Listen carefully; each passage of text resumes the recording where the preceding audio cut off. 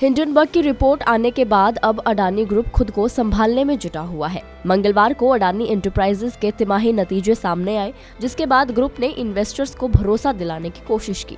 उन्होंने शेयर्स में हो रही गिरावट को अस्थायी बताया, कहा कि कंपनी की नींव मजबूत है और हम ग्रोथ पर फोकस कर रहे हैं। अडानी ग्रुप ने ये भी कहा कि हमारे पास पैसों की कोई कमी नहीं है, उनके पास पर्याप्त कैश रिजर्व मौजूद है और लिस्टेड कंपनियां कर्ज चुकाने में सक्षम हैं। पिछले महीने आई अमेरिकी शॉर्ट सेलर की रिपोर्ट के बाद अडानी ग्रुप ने इन्वेस्टर्स को भरोसा दिलाने के लिए एक क्रेडिट रिपोर्ट जारी की।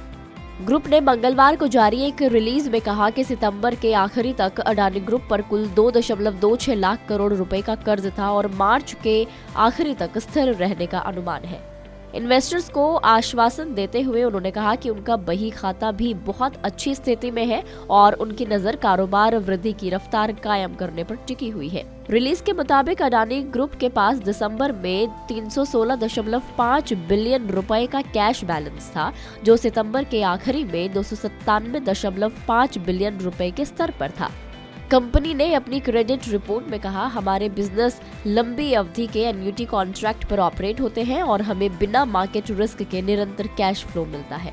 वही अडानी एंटरप्राइजेज के रिजल्ट्स की अगर बात कर ले तो अडानी एंटरप्राइजेज का नेट प्रॉफिट दिसंबर तिमाही में 820 करोड़ रुपए पर रहा, जबकि पिछले साल इस तिमाही में कंपनी ने 11.63 करोड़ रुपए का घाटा दर्ज किया था।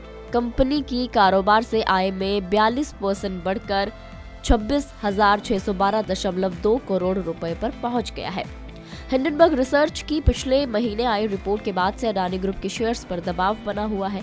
रिपोर्ट में रेवेन्यू बढ़ा चढ़ाकर दिखाने और स्टॉक की कीमतों में हेराफेरी के आरोप लगाए गए थे। इसके बाद ग्रुप के कुछ बॉन्ड्स चिंताजनक स्तर पर पहुंच गए थे।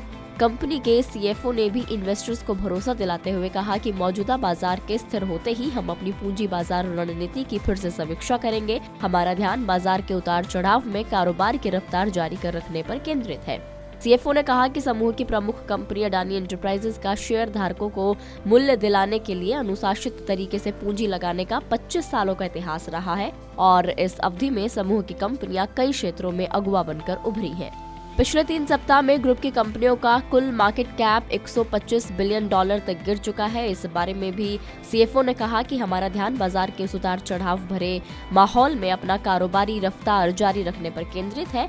हम अपने आंतरिक नियंत्रण, नियम अनुपालन और कंपनी संचालन को लेकर हमें भरोसा है। अडानी ग्रुप पर सितंबर 2022 की तिमाही के अंत में 2.26 लाख करोड़ रुपए का कुल कर्ज था, जबकि उनके पास 31,646 करोड़ रुपए की नकदी थी। मौजूदा बाजार के स्थिर होते ही वो अपनी पूंजी बाजार रणनीति की समीक्षा करेंगे, लेकिन इस तरह का कारोबार देने की क्षमता को लेकर आश्वस्त है जो शेयर धारकों को तगड़ा रिटर्न दे सके। चलिए अब जानते हैं कि अडानी ग्रुप का ज्यादातर बिजनेस कहां से आता है। तो क्रेडिट रिपोर्ट के मुताबिक अडानी ग्रुप की कंपनियों का 81% से ज्यादा एबिडिटा इंफ्रास्ट्रक्चर बिजनेस से आता है, जिससे उसे नियमित रूप से कैश फ्लो बना रहता है। डॉक्यूमेंट्स के मुताबिक एसेट्स के मौजूदा पोर्टफोलियो के आधार पर इसकी वैल्यू 3.7 लाख करोड़ रुपए है, जिससे 60,000 करोड़ रुपए से ज्यादा अर्निंग होती है। फाइनेंसिंग में डेट और इक्विटी दोनों का मिश्रण है। इस रिपोर्ट में इतना ही। आपको ये रिपोर्ट कैसी लगी हमें कमेंट करके जरूर बताएं। अगर आप इस वीडियो को फेसबुक पर देख रहे हैं तो फेसबुक पेज को लाइक करें और अगर आप हमें यूट्यूब पर देख रहे हैं तो यूट्यूब चैनल को सब्सक्राइब करना ना भूलें।